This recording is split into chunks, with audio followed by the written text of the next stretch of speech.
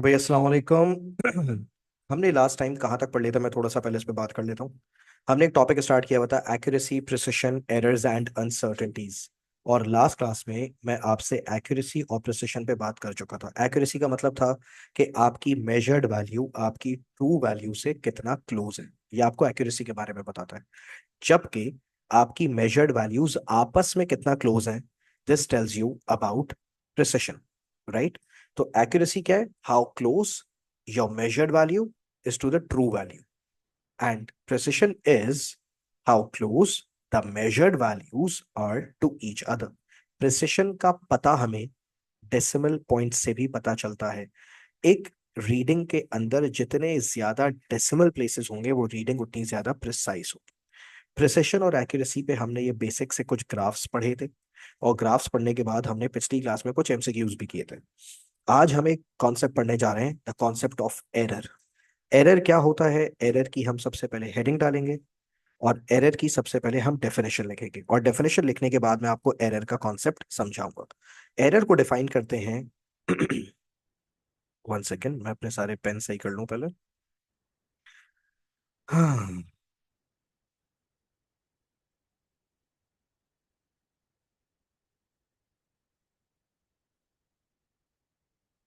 चले भाई। एरर को डिफाइन कैसे करते हैं? एरर को डिफाइन करते हैं the difference between measured value, the difference between measured value and true value। measured value और true value का जो डिफरेंस होता है, जो गैप होता है, आप उस डिफरेंस को एरर कहते हैं। क्लियर हो गया? अच्छा, मैं आपको एक छोटी सी एग्जांपल देता हूँ। फर्ज करें मेरे पास एक ट्रू वैल्यू है, लेट्स से 1.52 सेंटीमीटर। ये एक लेंथ है, and I am going to call this length a true length. ठीक है? How much is the true length? The true length is 1.52 centimetres. First करें मेजर्ड वैल्यूज, यहाँ पर तीन तरह की मेरे पास मौजूद है। जो पहली मेजर्ड वैल्यू है वो है 1.56 सेंटीमीटर, दूसरी है 1.51 सेंटीमीटर, और तीसरी है 1.48 सेंटीमीटर।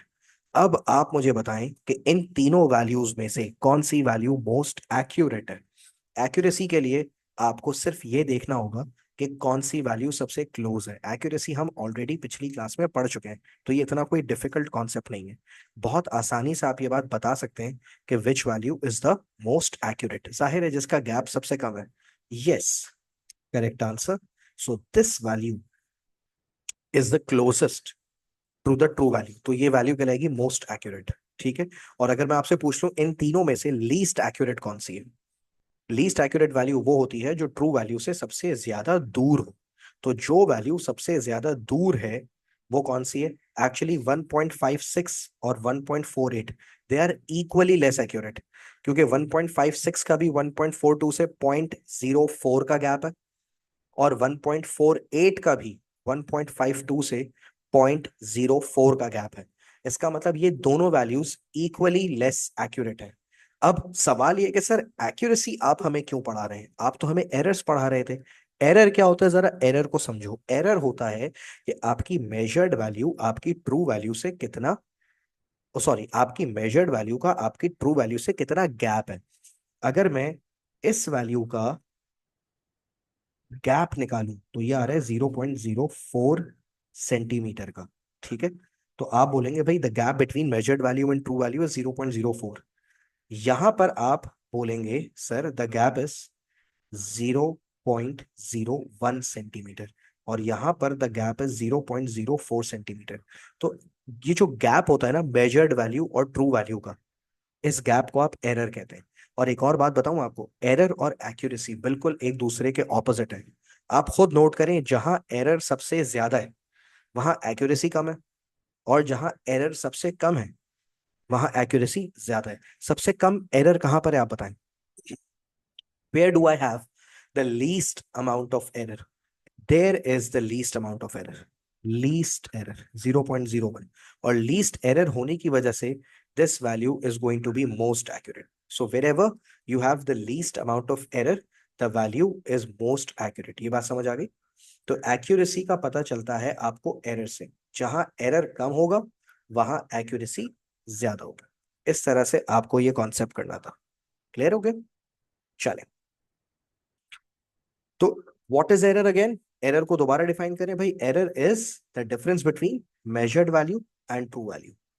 ठीक है, और नीचे मैं एक और पॉइंट ऐड कर देता हूं। क्या पॉइंट ऐड करूंगा? ग्रेटर एरर रिजल्ट्स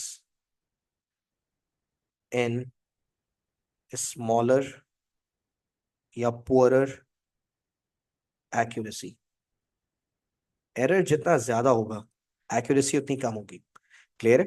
यानी गैप आपकी मेजर्ड वैल्यू का ट्रू वैल्यू से जितना ज्यादा होगा, आपकी एक्यूरेसी उतनी ही कम हो जाएगी। अच्छा, इसके बाद आ जाए मेरे बच्चे। एरर की आपको पता है दो तरह की टाइप्स होती हैं। There are two types of errors. There are two types of errors. दो तरह के एरर होता है हमारे पास। कौन से हैं वो एरर के दो टाइप्स? एक काम करते हैं, हम कॉलम्स बना के इनका कंपैरिजन कर लेते हैं।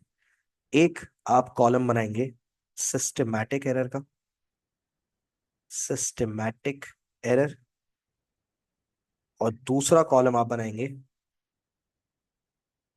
Random error. कितनी तरह के एरर होते हैं हमारे पास? दो तरह के एरर होते हैं।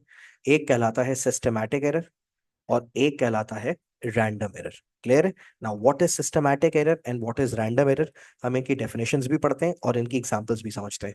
सबसे पहले मैं आपको लिखवाने जा रहा हूं what is a systematic error. आइए सिस्टमैटिक एरर के बारे में लिखेंगे। These errors arise due to these errors arise due to fault in measuring instrument or due to incorrect measuring technique। ये बड़ा ही इंपॉर्टेंट डेफिनेशन है। क्या होता है सिस्टमैटिक एरर? लिखा हुआ है these errors arise due to fault in measuring instrument और इनकरेक्ट टेक्निक। क्या मतलब? वो फर्स्ट कर लें, अगर इंस्ट्रूमेंट में प्रॉब्लम है, इंस्ट्रूमेंट की गलती है, इंस्ट्रूमेंट ठीक नहीं है, तो it is going to result in a systematic error. और फर्स्ट कर इंस्ट्रूमेंट ठीक है लेकिन आपकी मेजरमेंट टेक्निक गलत है। आप हर बार रीडिंग लेते हैं गलत टेक्निक से, so that is also going to result in a systematic error. ठीक है, मैं आपको सिस्टमैटिक एरर को एक छोटी सी एग्जाम्पल से समझाता हूँ। एग्जाम्पल से चीजों को समझना थोड़ा सा आसान हो जाता है। ठीक है, एग्जाम्पल नंबर वन सुने। एग्जाम्पल नंबर वन क्या है? Zero error in an instrument. क्या मतलब है जीरो एरर इंस्ट्रूमेंट का? बेटा फर्ज करें, एक बात बताएं, फर्ज करें आप एक वोल्ट मीटर इस्तेमाल कर रहे हैं। You are using a voltmeter. आपको पता है ना वोल्ट मीटर के अंदर, अच्छा वोल्ट मीटर भी दो तरह के होते हैं, एक होता है एनालॉग और एक होता है डिजिटल। आपको पता है ये मैंने कौन सा वोल्ट मीटर बनाया? जिस वोल्ट मीटर के अंदर इस तरह से स्केल होता है, स्केल, ये एनालॉग वोल्ट मीटर होता है। डिजिटल वोल्ट मीटर के अंदर तो एक स्क्रीन होती है जिस पर डिजिटल डिस्प्ले लिखा हुआ आ रहा होता है, तो ये एक एनालॉग वोल्ट मीटर है। अच्छा एक बात बताओ, अगर मैंने वोल्ट मीटर को कनेक्ट ही नहीं किया हुआ, I have not connected it in a circuit, there is no potential difference, तो रीडिंग क्या आनी चाहिए? Very good. अगर कुछ कनेक्ट ही नहीं किया हुआ तो रीडिंग जीरो आनी चाहिए। तो आपका जो कांटा है, कांटा, the pointer should be at zero in the beginning, है ना? The pointer should be at zero in the beginning. लेकिन फर्ज करें आपने जब वोल्ट मीटर स्टार्ट किया, तो वोल्ट मीटर जीरो से स्टार्ट होने के बजाय फर्ज करें वो वोल्ट मीटर 0.5 से स्टार्ट हो रहा है, यहां से स्टार्ट हो रहा है। यानी जब आपने इसको सर्किट में कनेक्ट ही नहीं किया हुआ, वो पहले से आपको 0.5 वोल्ट्स की वैल्यू शो कर रहा है। इसका मतलब हुआ ये तो बेटा बड़ा खराब वोल्ट मीटर है। यानी ये वोल्ट मीटर हर बार मुझे प्लस 0.5 वोल्ट्स का ऑफसेट देगा। अब आप पूछेंगे सर ये ऑफसेट क्या होता है? ऑफसेट का मतलब है कि ये वोल्ट मीटर मुझे हर बार एक्चुअल वैल्यू से 0.5 वोल्ट्स ऊपर दिखाएगा। यानी अगर मैं मेजर कर रहा हूं 2.3 वोल्ट्स, तो ये मुझे 2.3 नहीं दिखाएगा, ये मुझे इसको 2.8 वोल्ट्स दिखाएगा। अगर मैं मेजर कर रहा हूं फर्ज करें 1.5 वोल्ट्स, तो ये मुझे 1.5 नहीं दिखाएगा, ये वोल्ट मीटर मुझे 2.0 वोल्ट्स दिखाएगा। यानी हर बार ये वोल्ट मीटर मुझे 0.5 वोल्ट्स प्लस में दिखाएगा, एक्स्ट्रा दिखाएगा। ऐसे एरर को आप कहते हैं जीरो एरर। जीरो एरर क्या होता है? जब आपके इंस्ट्रूमेंट को जीरो शो करना चाहिए था मगर वो जीरो शो नहीं कर रहा, that means there is a zero error. ठीक है। अच्छा, अब ऐसी सूरत में करना क्या होता है ये मैं बाद में बताऊं। What do we need to do, that we'll talk about this later. ठीक है। तो फिलहाल तो हमें एग्जांपल समझनी होगी। तो zero error is basically a systematic error. जिस इंस्ट्रूमेंट में जीरो एरर होता है वो आपको एक ऑफसेट देता है। ऑफसेट, ऑफसेट का मतलब है वैल्यू अपनी एक्चुअल वैल्यू से हटी हुई होती है। मैं आपको जीरो एरर के अलावा एक और एरर बताता हूँ। अच्छा, जीरो एरर के अंदर ना, देखें नीचे मैं क्या लिख रहा हूँ, नीचे मैं लिख रहा हूँ इंस्ट्रूमेंटल एरर। ये मैंने इसलिए बताया ताकि मैं आपको बता सकूं जीरो एरर इंस्ट्रूमेंट की गलती है। जीरो एरर किसकी गलती है? इंस्ट्रूमेंट की। मैं आपको सिस्टमैटिक एरर की एक और एग्जांपल देने जा रहा हूं। ठीक है। Including dead space of a ruler when measuring length, ये भी एक एरर है। अब आप पूछेंगे सर क्या मतलब है including dead space of a ruler when measuring length, क्या मतलब है सर इसका? मैं आपको एक छोटी सी बात बताता हूँ। बहुत सारे बच्चों को तो पहले डेड स्पेस ही नहीं पता होता क्या होता है। आप लोगों ने रूलर देखा है, right? You know what is a ruler. आपको पता है रूलर में डेड स्पेस क्या होता है? मैं अभी आपको बताता हूँ डेड स्पेस क्या होता है। फॉर एग्जाम्पल ये एक रूलर है, 0, 0.1, 0.2, 0.3, 0.4, 0.5, 0.6, 0.7, 0.8, 0.9, 1, 1.1, 1.2, 1.3, 1.4, 1.5, 1.6, 1.7, 1.8, 1.9, 2। अब देखें ये मेरे सामने एक रूलर है। आपने नोट किया इस रूलर के ऊपर जो स्केल बना हुआ है। अब आप पूछेंगे ये स्केल क्या होता है? सर आप दो दो वर्ड्स यूज कर रहे हैं, रूलर स्केल। ये दोनों सेम नहीं होते। नहीं भाई, ये दोनों सेम नहीं होते। ये जो डिवाइस है ना, डिवाइस, इस डिवाइस का नाम रूलर है। और इस रूलर के ऊपर ये जो डिविजन्स बने हुए ना, ये डिविजन्स कहलाते हैं स्केल। ठीक है। तो रूलर अलग चीज है, स्केल अलग चीज है। डिवाइस का नाम क्या है? डिवाइस का नाम है रूलर। और डिवाइस पे ये जो डिविजन्स बने हुए, इन डिविजन्स को बोलते हैं स्केल। अब मुझे एक बात बताओ, मेरे पास ये जो रूलर है, इस रूलर से मुझे एक लेंथ मेजर करनी है, लेंथ मेजर करनी है, एक पेंसिल की लेंथ। एक पेंसिल बनाता हूं पहले आपके सामने, ही देखें एक पेंसिल आ गई। और मुझे इस पेंसिल की लेंथ मेजर करनी है। मैं इस पेंसिल को रख रहा हूं रूलर के साथ। आप बताएं क्या मैंने इस पेंसिल को बिल्कुल ठीक रखा है रूलर के साथ टू मेजर द लेंथ? आपको पता है ये पेंसिल मैंने गलत रखी है। Very good. ये पेंसिल पता है गलत क्यों रखी है? क्योंकि नोट करें, आपका स्केल जो है ना, स्केल वो आगे से स्टार्ट हो रहा है यहां से, जबकि पेंसिल मैंने पीछे रख दी। आपको पता है रूलर के अंदर ये जो ब्लैंक स्पेस है, ये जो मैंने रेड कलर से हाईलाइट किया है, ब्लैंक स्पेस, इस ब्लैंक स्पेस में कोई भी स्केल नहीं है। इसको कहते हैं डेड स्पेस। अब आपको पता है बहुत सारे बच्चे ये गलती करते हैं कि जब वो मेजरमेंट ले रहे होते हैं, मेजरमेंट कर रहे होते हैं, तो वो अपने डिवाइसेस को, अपने स्केल को जीरो से स्टार्ट करने के बजाय रूलर के एज से स्टार्ट करते हैं। रूलर के एज से स्टार्ट नहीं करना होता, स्केल जहां से शुरू हो रहा है वहां से लिखना होता है। ये देखो, मैं इसका आपको करेक्टेड वर्जन बताता हूँ। करेक्टेड वर्जन क्या होता? करेक्टेड वर्जन ये होता कि मैं इस पेंसिल को उठाऊं और थोड़ा सा आगे रिमूव करूं। अब मैंने ये पेंसिल बिल्कुल ठीक रखी हुई है। क्यों ठीक रखी हुई है? जहां से आपका स्केल स्टार्ट हो रहा है, ये पेंसिल भी बिल्कुल वहीं से स्टार्ट हो रही है। This is now a correct method. अब एक बात बताओ, ये जो गलती है, ये जो एरर है, ये इंस्ट्रूमेंट की वजह से है या मेरी अपनी टेक्निक की वजह से? किसका किसका एरर है? I mean is this an instrumental error और a personal error? Of course it's a technique error, it's a personal error. तो इसका मतलब ये हुआ, ये भी किसकी कैटेगरी में आएगा? ये भी सिस्टमैटिक एरर की कैटेगरी में आएगा। तो मेरे बच्चों, सिस्टमैटिक एरर क्या होता है? सिस्टमैटिक एरर या तो इंस्ट्रूमेंट का फॉल्ट होता है, इंस्ट्रूमेंट में कोई गलती है जिसकी वजह से वैल्यू बार बार गलत आएगी, एक कंसिस्टेंट ऑफसेट आएगा। और ये एरर हमारी गलती की वजह से भी हो सकता है, यानी हमें मेजरमेंट करना नहीं आती, हम हर बार गलत मेजरमेंट कर रहे हैं, हर बार एक जैसी गलती कर रहे हैं। तो ये दोनों तरह के एरर्स, चाहे सिस्टमैटिक हो, आई मीन चाहे इंस्ट्रूमेंटल हो चाहे पर्सनल हो, ये दोनों सिस्टमैटिक एरर्स की कैटेगरी में आएंगे। तो आई होप सिस्टमैटिक एरर समझ आ गया हो। अच्छा, रैंडम एरर क्या होता है? रैंडम एरर के बारे में पहले लिखवाता हूं फिर समझाता हूं, ठीक है? देखो क्या लिख रहे हैं। These errors arise due to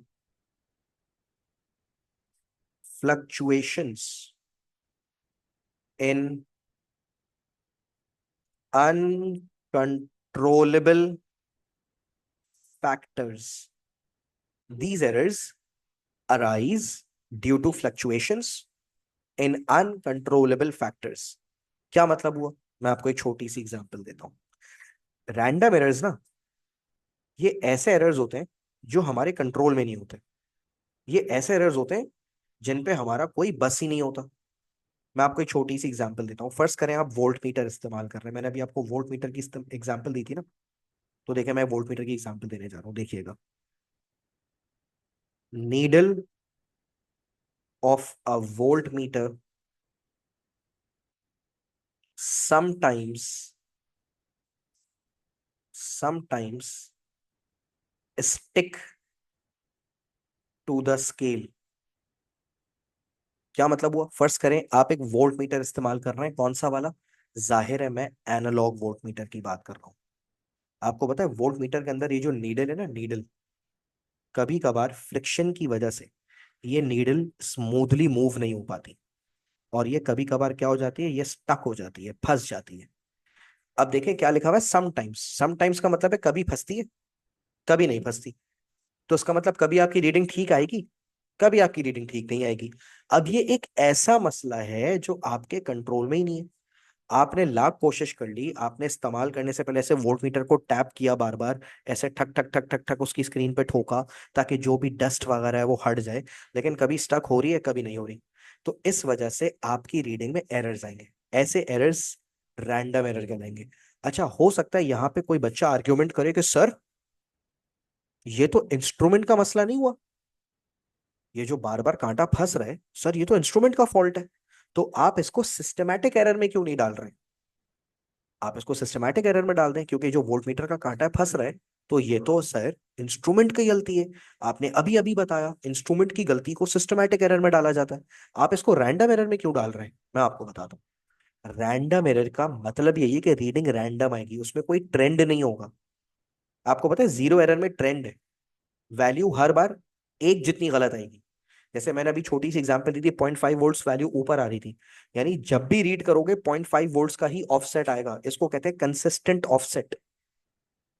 random error में जो ऑफसेट होता है वो इनकंसिस्टेंट होता है, यानी कभी वैल्यू 0.5 वोल्ट खराब आएगी, कभी 1.5 वोल्ट ऊपर आएगी, कभी 0.1 वोल्ट नीचे आएगी, कुछ भी हो रहा होगा।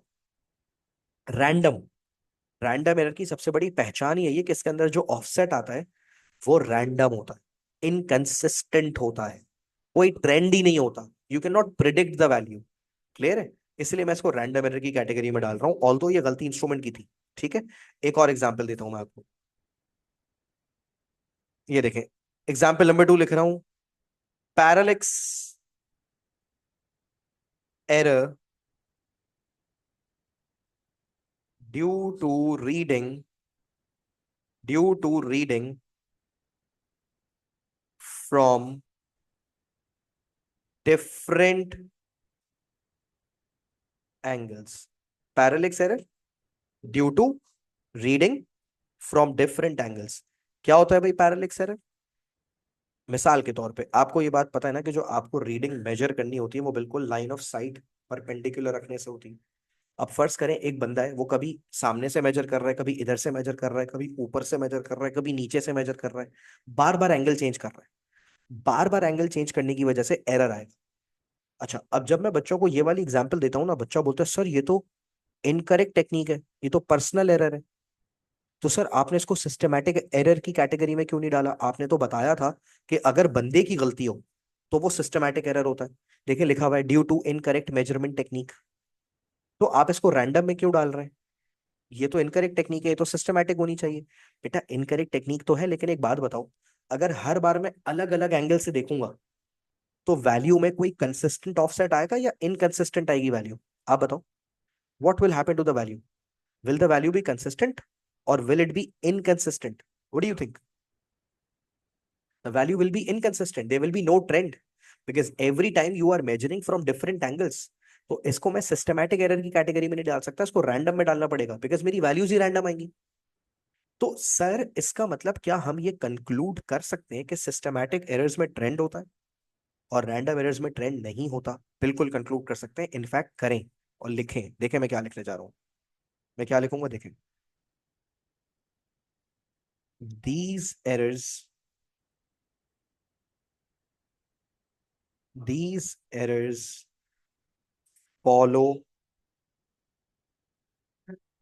a trend. These errors follow a trend. Bracket में लिखो कंसिस्टेंट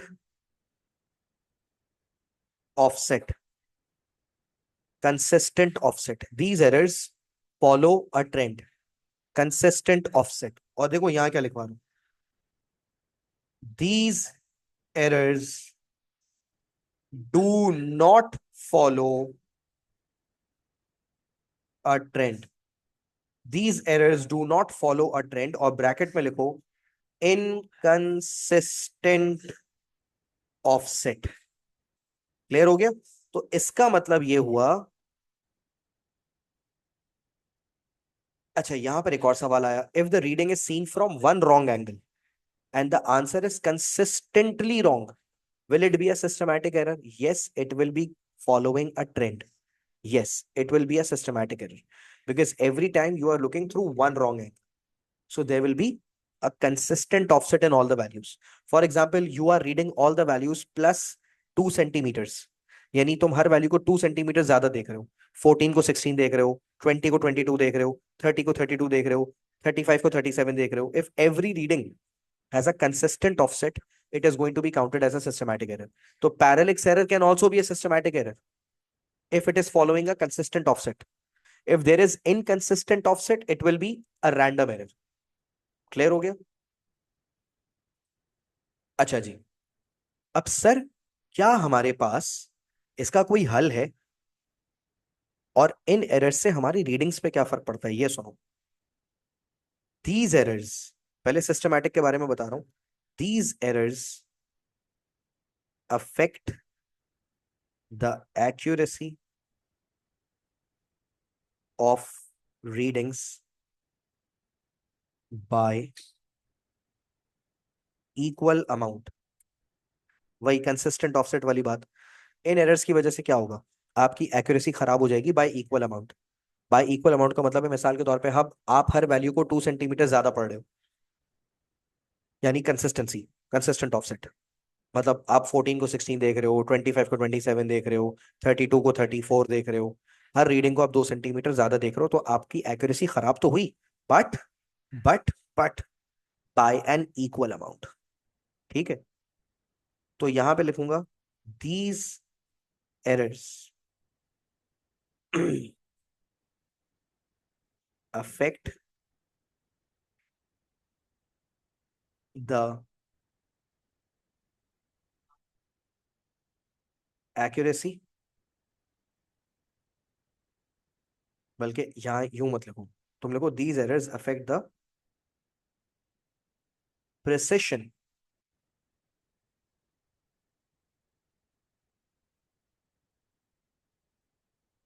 due to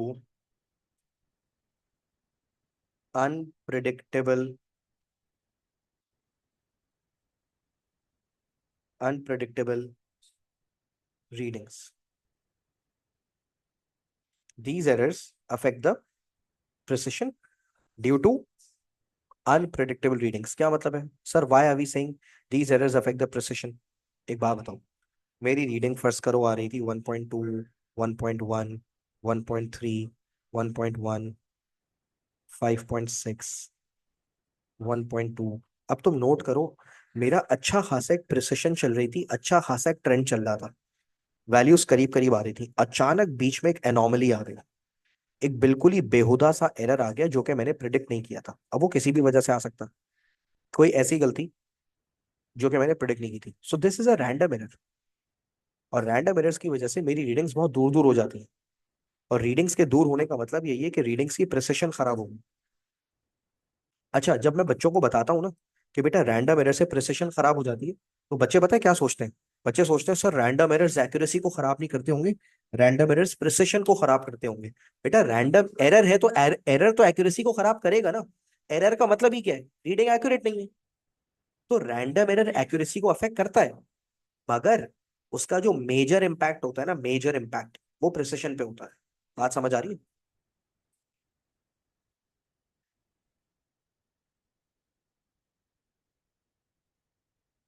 तो ये चक्कर है आपके रैंडम एरर्स का और आपके सिस्टमैटिक एरर्स का। अच्छा, एक और बात लिख लो बेटा, ये आखिरी बात है इनके बारे में। these errors can be reduced by these errors can be reduced by calibrating the instrument। आप इंस्ट्रूमेंट को ठीक करें, और और करेक्टिंग द मेजरमेंट टेक्निक। क्या मतलब हुआ भाई? सिस्टमैटिक एरर आया क्यों था? इंस्ट्रूमेंट की गलती की वजह से या आपकी गलती की वजह से? ठीक कैसे होगा? इंस्ट्रूमेंट को ठीक करो, कैलिब्रेट करो, या खुद को ठीक करो, खुद की टेक्निक को ठीक करो। रैंडम एरर्स का क्या हल है? कोई हल नहीं है। these errors can be reduced by repeating the measurements, measurements को या स्लैश रीडिंग्स को रिपीट कर लो। जो भी है, मेजरमेंट्स हैं, रीडिंग्स हैं, वैसे इनमें भी फर्क होता है। ये मैं आपको बताऊंगा क्या फर्क होता है मेजरमेंट में और रीडिंग में, क्या फर्क होता है। these errors can be reduced by repeating the measurements या readings and calculating the average, calculating the average। अच्छा देखो, एवरेज निकालने वाला जो ये चक्कर है ना, ये बात नोट कर लो, एवरेज निकालने वाला चक्कर प्रिसिशन पे फर्क डालता है। एक्यूरेसी देखो, एक इसको मैं ऐसा समझाता हूँ। फॉर एग्जाम्पल मेरी रीडिंग में आ रहे सिस्टमैटिक एरर्स, यानी हर बार कंसिस्टेंट ऑफसेट आ रहा है। क्या रीडिंग रिपीट करके एवरेज लेना चाहिए? देखो, जो बिल्कुल एनॉमली होती है ना फारिया, बिल्कुल एनॉमली को तो आप इग्नोर कर देते हैं, वरना उससे एवरेज खराब हो जाएगा। ये तुमने सही पूछा। जो एक बिल्कुल एनॉमली है ना, वो तो हटा दो, वो एवरेज में नहीं लो। ठीक है, लेकिन अगर तुम्हें लग रहा है रीडिंग्स में कोई ट्रेंड नहीं है, तो एवरेज लिया जाता है रैंडम एरर्स के लिए। एक एनॉमली को तो बिल्कुल हटा दो। अगर तुम्हें लग रहा है सारी रीडिंग सही आ रही है, ट्रेंड में आ रही है, एक की वजह से एरर आ रहा है, एक की वजह से आपका एवरेज खराब हो रहा है, सो उसको हम डिस्कार्ड कर देंगे, एनॉमली कह देंगे। ठीक है। अच्छा, मैं तुमसे कह रहा था, क्या सिस्टमैटिक एरर्स में एवरेज लेना चाहिए?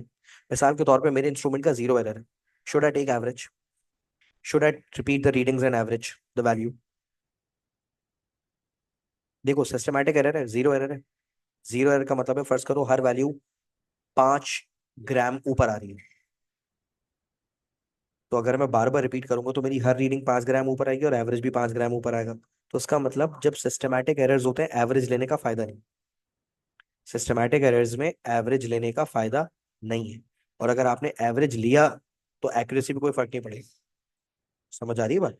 सिस्टमैटिक एरर्स में एवरेज का कोई फायदा नहीं, और अगर एवरेज लिया तो एक्यूरेसी में कोई फर्क नहीं पड़ेगा, एक्यूरेसी में भी उतना ही एरर होगा। समझ रहे हो? तो ये मसला है। तो ये एक छोटा सा लेक्चर था about systematic errors and random errors. देखो अगेन, किसी भी कॉन्सेप्ट का समझ आना या ना आना इस बात पे डिपेंड करता है कि हम पास पेपर्स उसके कर पा रहे हैं या नहीं कर पा रहे हैं। So I am going to show you some past paper questions, MCQ ही दिखाता हूँ पहले आपको, ताकि आपको समझ आए कि आपने पढ़ा जो वो अप्लाई हो भी रहा है नहीं हो रहा। So I am going to show you some questions. First of all हम करेंगे question number 1। Attempt question number 1। Come on.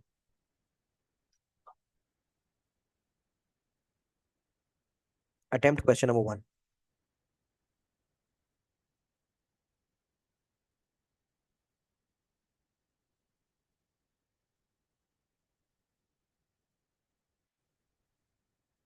कह रहे हैं which statement about systematic errors is not correct. कौन सा स्टेटमेंट गलत है? लिखा हुआ a systematic error can be caused by using an incorrectly calibrated instrument। बात तो सही है, सिस्टमैटिक एरर आ सकता है, तो ए इज अ करेक्ट स्टेटमेंट। उन्होंने हमसे नॉट करेक्ट मांगा है, ठीक है। बी में कह रहे हैं one type of systematic error can affect all the measurements by the same amount. ये भी बिल्कुल ठीक है, इसे कंसिस्टेंट ऑफसेट कहते हैं। हर रीडिंग में एक जितना अमाउंट एरर आएगा। The effect of a systematic error can be reduced by repeating and averaging the measurement. नहीं, सिस्टमैटिक एरर में रिपीट करने से कोई फायदा नहीं, सेम ऑफसेट आता रहेगा। तो ये रॉन्ग स्टेटमेंट है। और zero error is a type of systematic error, ये बात तो बिल्कुल ठीक है। तो इन चारों स्टेटमेंट्स में से ए, बी और डी ये करेक्ट स्टेटमेंट्स हैं। नॉट करेक्ट कौन सा है? C is a not correct statement, that is why C is the right answer. Good question and good answer by the way. इसके बाद बेटे अटेम्प्ट करो next question, question number 2, and I am sure ये आप आराम से कर लोगे। अटेम्प्ट करो क्वेश्चन नंबर 2, कैसे करोगे? How will you attempt question number 2?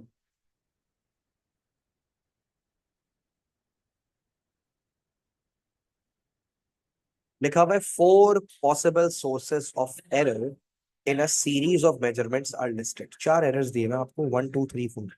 कह रहे हैं इनमें से कौन कौन से एरर रैंडम है और कौन कौन से एरर सिस्टमैटिक है। सोचो।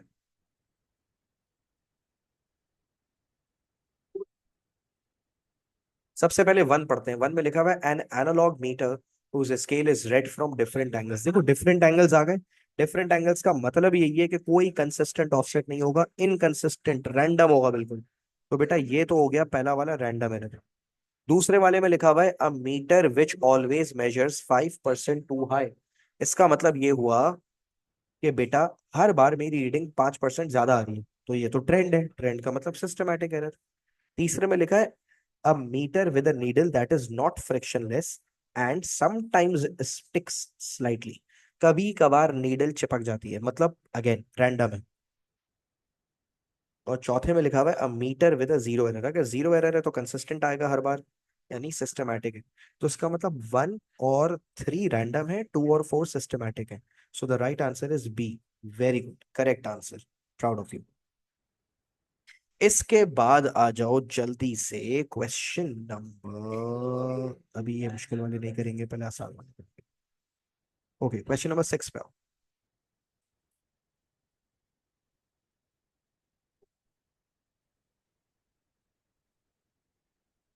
क्वेश्चन नंबर 6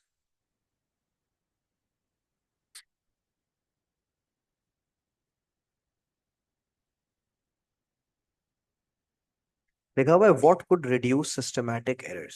सिस्टमैटिक एरर्स कैसे कम किए जा सकते हैं? एवरेज लेने से कोई सिस्टमैटिक एरर पे फर्क पड़ता है? नहीं। कैलिब्रेशन से फर्क पड़ता है? हाँ। तो ये सही जवाब है। रिड्यूसिंग द सैंपल साइज, आप कम रीडिंग्स लें, सैंपल साइज कम कर रहे हैं, फायदा नहीं। रिपीट करने से भी फायदा नहीं। तो B is the right answer, very good. इसके बाद 7 रिपीट, 7, हाँ 7 पढ़े, 7 नया सवाल है। Read question number 7। लिखा हुआ है what will reduce the systematic error when taking a measurement. क्या करने से सिस्टमैटिक एरर कम हो जाएगा?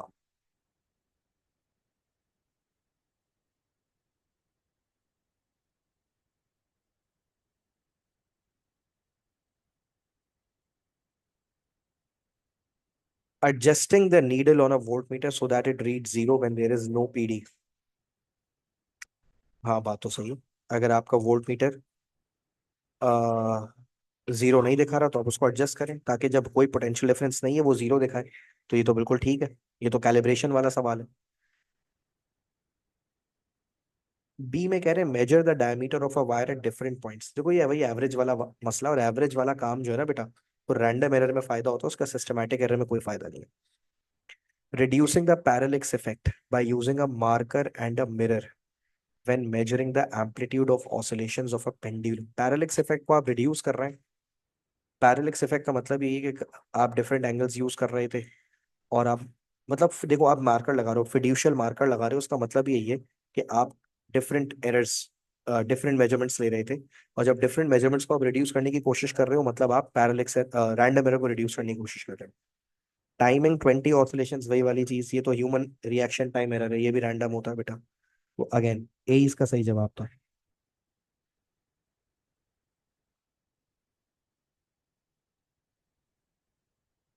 9 करो। 9।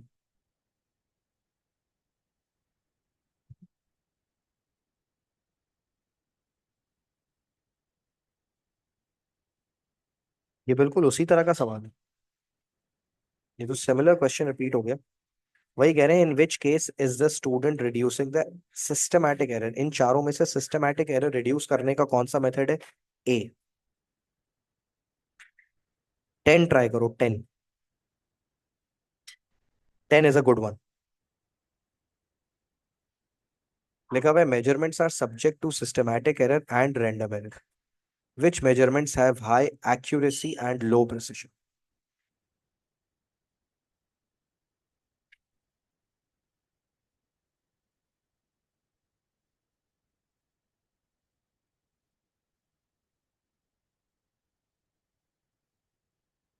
क्या सीन है? Which measurements have high accuracy and low precision. मजे का सवाल है।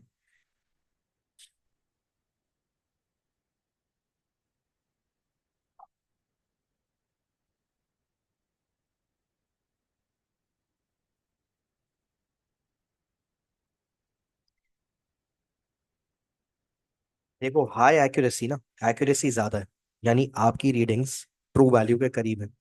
ये तभी पॉसिबल है जब आपके पास लो सिस्टमैटिक एरर हो। और प्रिसिशन कम है, प्रिसिशन कम होने का मतलब है वैल्यूज दूर दूर है। ये तभी पॉसिबल है जब आपके पास हाई रैंडम एरर हो। तो आप बताओ क्या जवाब होना चाहिए? High random error in low systematic error. Very good, the right answer is B. Perfect. You have been going good so far. Okay, read question 11।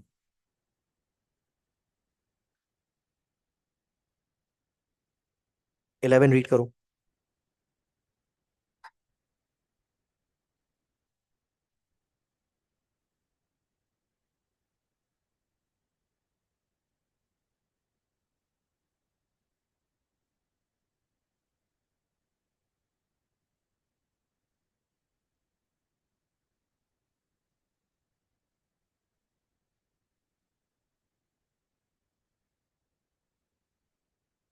11 read करो बेटा। कह रहे हैं the measurement of a physical quantity may be subject to a random error and to a systematic error, which statement is correct. कह रहे हैं कौन सा स्टेटमेंट ठीक है? Random errors can be reduced by taking the average of several measurements. बात तो सही है, ए तो बिल्कुल ठीक लग रहा है। Random errors are always caused by the person taking the measurement. नहीं भाई, जरूरी नहीं है यार। A systematic error cannot be reduced by adjusting the apparatus. Actually, it can be reduced. तो सी गलत है। A systematic error results in a different reading each time the measurement is taken. No, ये तो रैंडम में होता है। तो ए was the right answer, ठीक है। अच्छा, कुछ और क्वेश्चंस भी है बेटा, जो मैंने होल्ड कर दिए थे, अब करवाऊंगा। क्वेश्चन नंबर 5 ट्राई करो।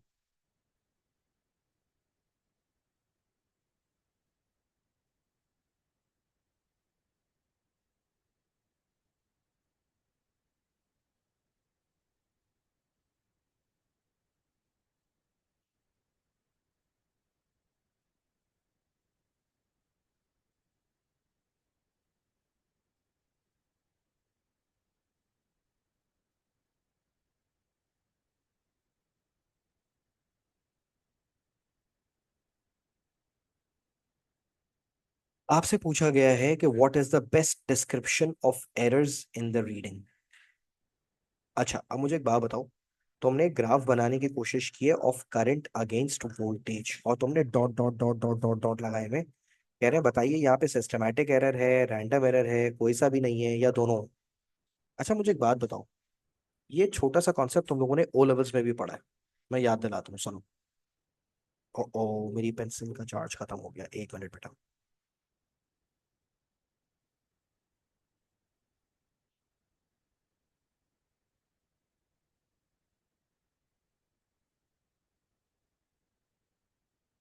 देखो तुम लोगों ने ओ लेवल में एक बात पढ़ी थी, ये जो आईवी ग्राफ होता है ना, आईवी ग्राफ का मतलब है करंट वर्सेस वोल्टेज का ग्राफ, वो भी अक्रॉस अ फिक्स्ड रेजिस्टर। आपको पता है फिक्स्ड रेजिस्टर का graph should start from the origin, ठीक है? फिक्स्ड रेजिस्टर का graph should start from the origin. क्या ये ग्राफ ओरिजिन से स्टार्ट हो रहा है? ये ग्राफ ओरिजिन से स्टार्ट नहीं हो रहा, इसका मतलब एरर तो है, एरर तो है। अब सवाल ये है कि एरर रैंडम है या सिस्टमैटिक। आप नोट करो, आपके डॉट्स ओरिजिन से स्टार्ट नहीं हो रहे, but they are still a line, they are still giving you a line.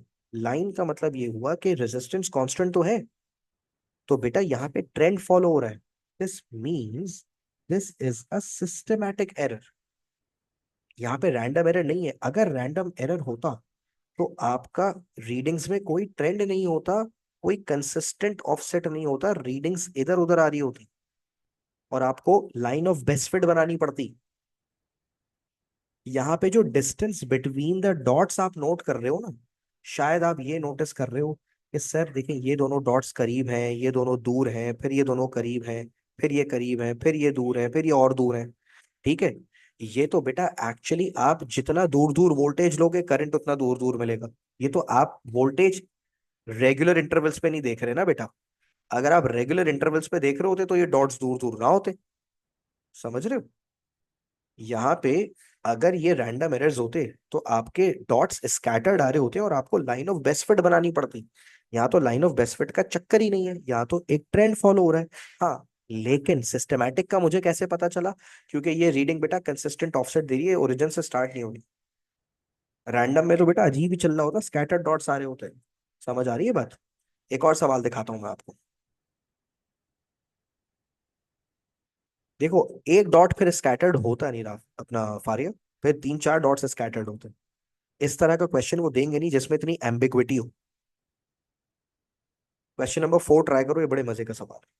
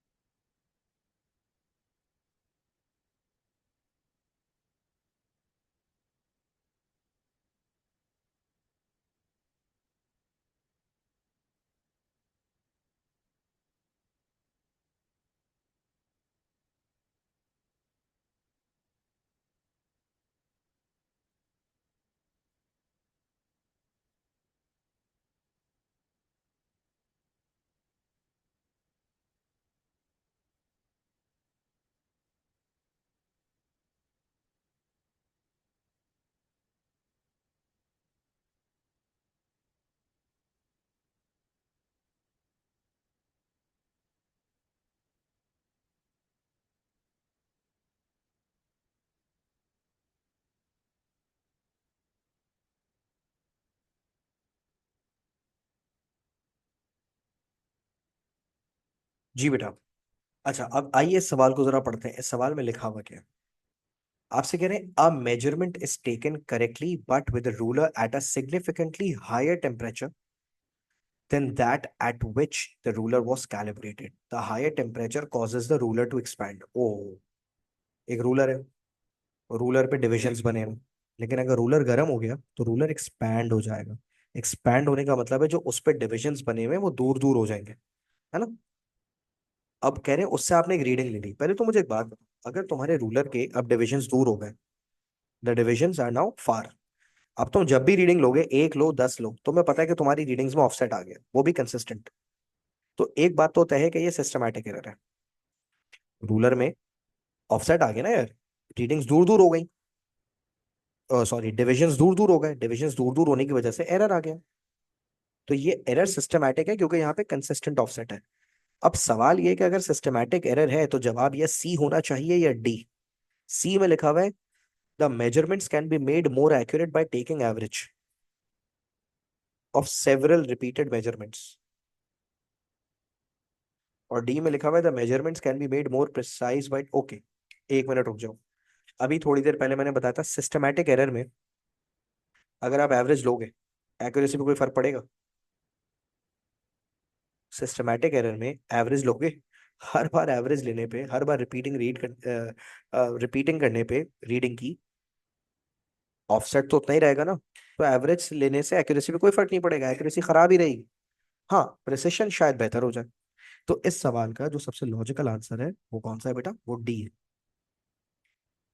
ठीक है, एक और क्वेश्चन करवा रहा हूँ, और ये क्वेश्चन है क्वेश्चन नंबर 3। बड़ा इंपॉर्टेंट क्वेश्चन है, अच्छे से पढ़ो।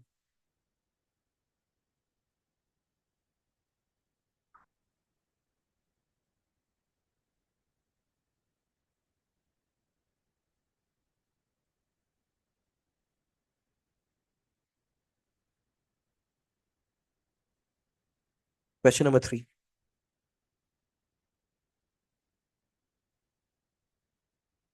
पढ़ोगे समझ आ जाएगा।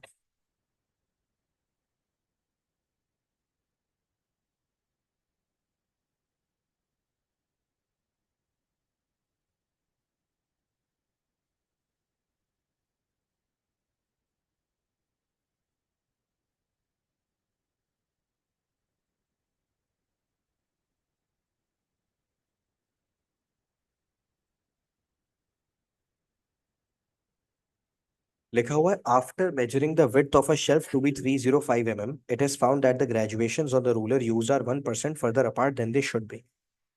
Which type of measurement error is this and what is the width of the true width of the shelf? अच्छा एक बात बताओ यार, ये सवाल बड़े मजे का।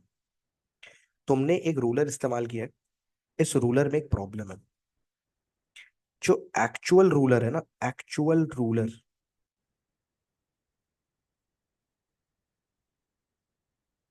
उसके ग्रेजुएशंस होने चाहिए थे करीब।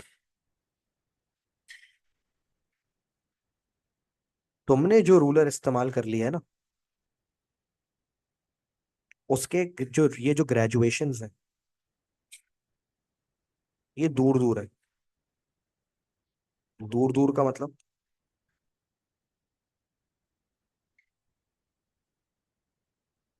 समझ आ रही है बात? कह रहे हैं आपने जो लेंथ मेजर की है वो है 305 mm, यानी मेजर्ड वैल्यू 305 mm। पहले तो बताओ ये एरर कौन सा है? देखो यार, ये इंस्ट्रूमेंट की गलती है, और इंस्ट्रूमेंट की गलती हर बार एक जैसा ऑफसेट आएगा। तो एक बात तो तय है कि ये सिस्टमैटिक एरर है, it is a systematic error. तो आंसर या सी है या डी है। अब सवाल ये है कि ये सिस्टमैटिक एरर तो है, मगर असल वैल्यू क्या थी? यार तुमने कौन सा रूलर मेजर किया है? तुमने ये वाला रूलर इस्तेमाल कर लिया गलती से, जिसमें ग्रेजुएशंस दूर दूर है। यानी अगर तुम ये वाला रूलर इस्तेमाल करते तो आंसर क्या आता? देखो, समझना मेरी बात, ये बड़ा इंपॉर्टेंट है। 304, 305,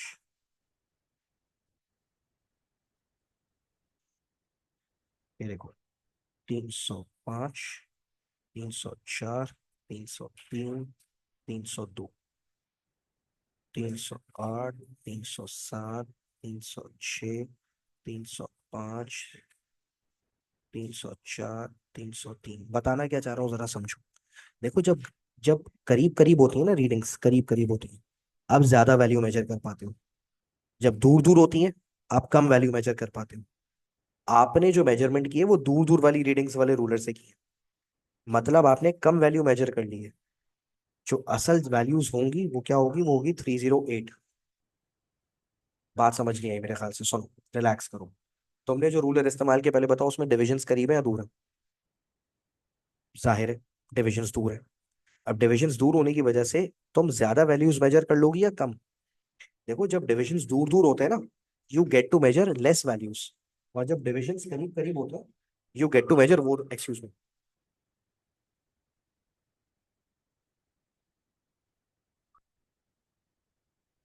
बेटा I have to take this call, excuse मी।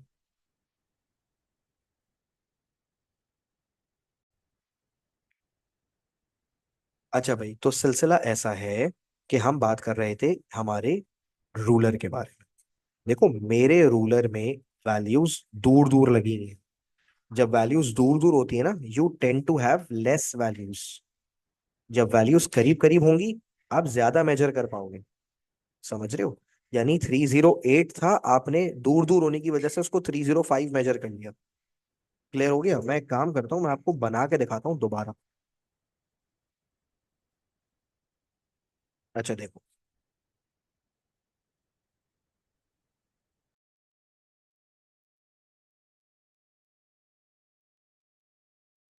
ये देखो, ये लिखा हुआ है 303, 304, 305।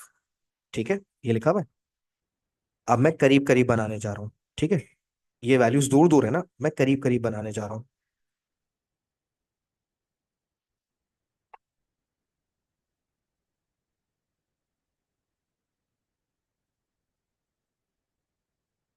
303, 304, 305, 306, 307, 308। अब तुम नोट करो, जब वैल्यूज दूर दूर थी, आप कितना मेजर कर पा रहे थे? 305। अब जब वैल्यूज करीब की, आप ज्यादा मेजर कर पा रहे हो ना। तो देखो यही मैं समझाना चाह रहा हूं कि जब रीडिंग्स दूर होती हैं, जब वैल्यूज दूर दूर होती हैं, आप कम वैल्यूज मेजर कर पाते हो।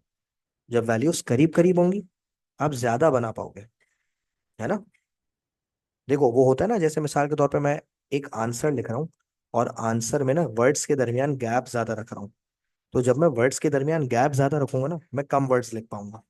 लेकिन अगर मैंने वर्ड्स के दरमियान गैप्स कम कर दिए, तो मैं ज्यादा वर्ड्स लिख पाऊंगा।